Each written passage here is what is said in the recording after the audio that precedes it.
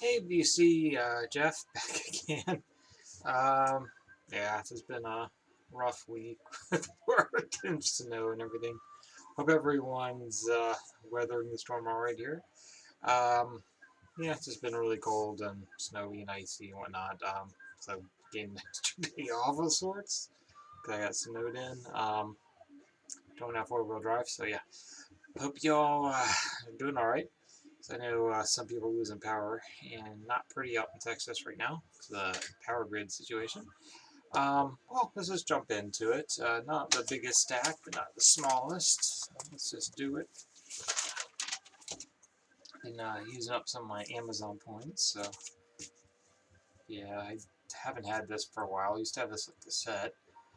Sonic Youth Evolve.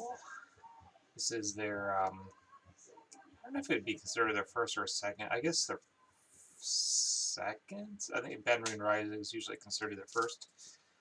Probably my favorite, actually. This is not as. This is more in their no wave stage. So they still a very heavy, yeah, Glen Branca kind of sound here because like they're just coming straight from that like a couple years previous. But yeah, I think in the last few years, like I've listened to a lot of Sonic Youth. I like some of the bootlegs, but yeah, this is probably my favorite. Yeah, Star Power, Green Light, Tom Violence. Um, well, this one's got a whole bunch of names. Expressway's Your Skull, Madonna Astronomy, aka Expressway's Your Skull. That's a great one. So yeah, solid album. Love that album. Um, yeah, I think you all know that by now. Their story had a bit of a collection of country dropped off. I didn't go too crazy on this because like I don't spend as much time in country, but I did pull some of the choice cuts out. So got two or three Hank Williams Senior, the first. So this is like early comp. Yeah, it was a Goodwill sticker. It actually had a lot of these had sleeves. These are really well taken care of. Everything was like VG plus or better. So I was like, yeah. I don't know. I went back and got one more, but yeah, I don't know. I'm getting to the point where I'm like, there's certain things I don't listen to as much, even if I do like them. So didn't go too crazy. I left half the Williams, took the other half. But yeah, this is a really good comp if you see it.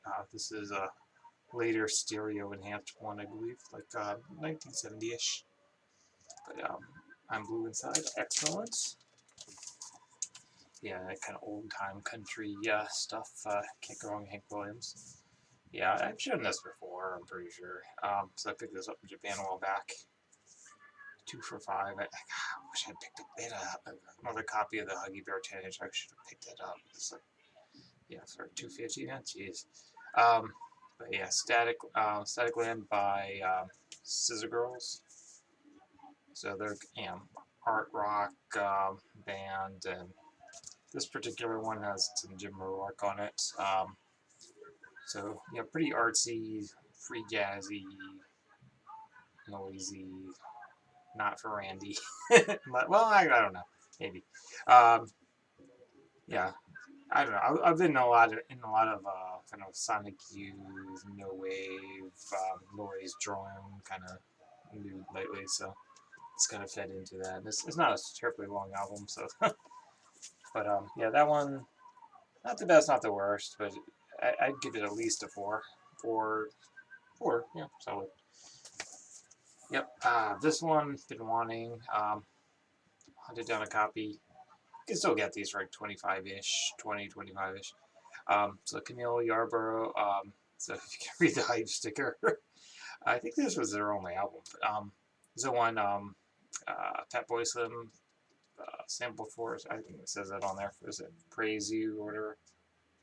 Yeah, probably Praise You. Take Your Praise is the original.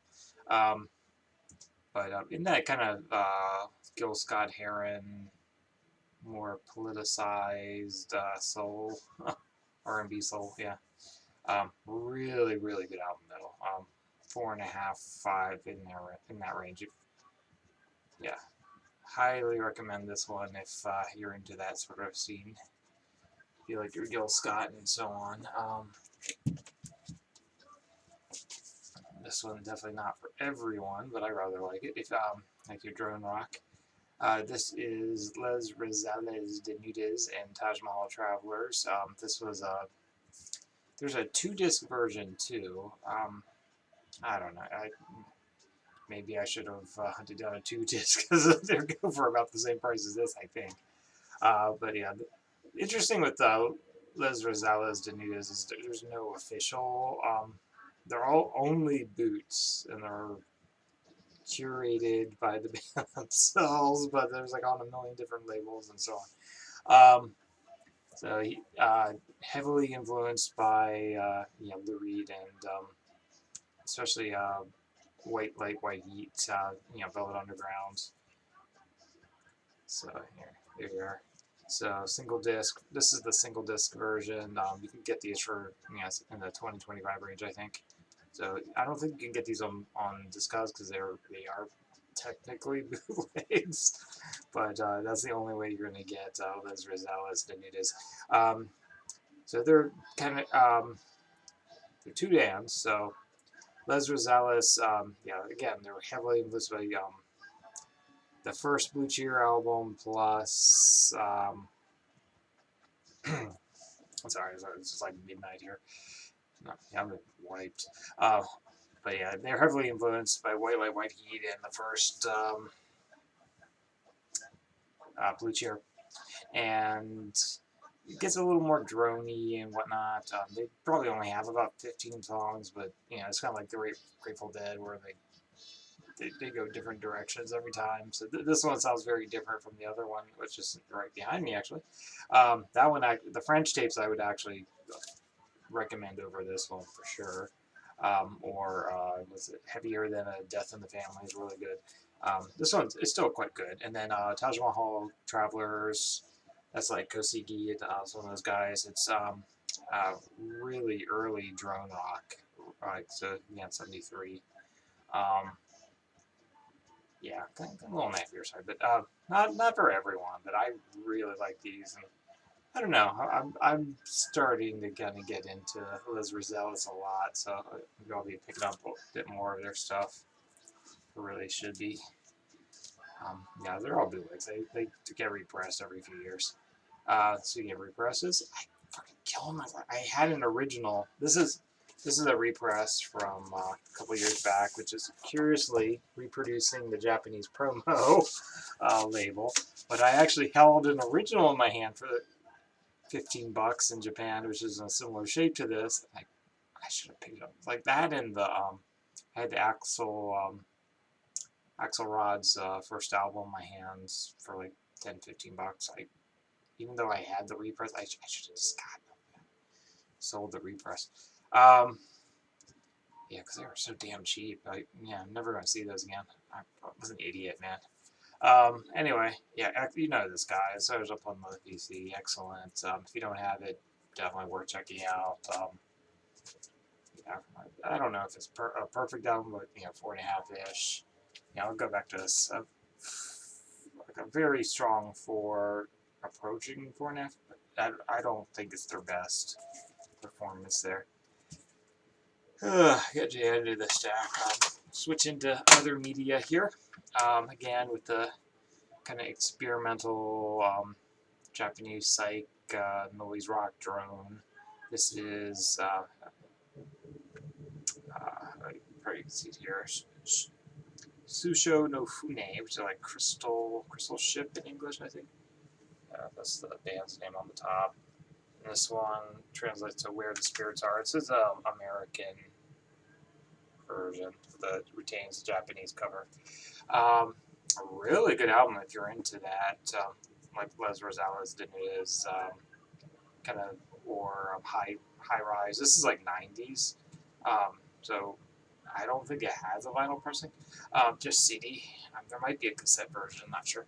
But yeah, in Acid Mother's Temple, somewhere between Acid Mother's Temple and Les Rosales it is. That's what you're at. Really, really good album though. Like this is a killer. 4.5 for sure. This one, yeah, I got this as part of a trade. I generally love Terumasa Hino's. He's a Japanese, what the hell does he play? Trumpet. So he was really on fire like in the 70s and early 80s. I think the early 80s was some of his best stuff. Like he was getting into a lot of the kind of fusion, very heavily influenced like Bitches Brew era Miles. But I think it's better than Bitches. He does it better than Miles, I think.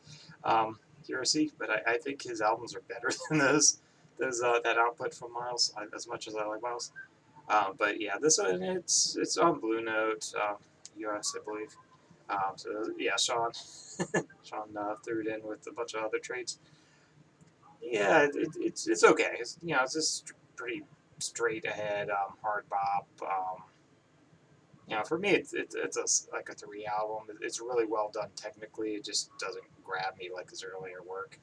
So I'm especially fond of like was it Double Rainbow? There's something like Seagull or something. I don't have that one, but that one's a really good album. Those are the two I really highly recommend. But yeah, and I have some of his more city poppy kind of stuff. But yeah, so while it's very solid, it's not his best, but it's good.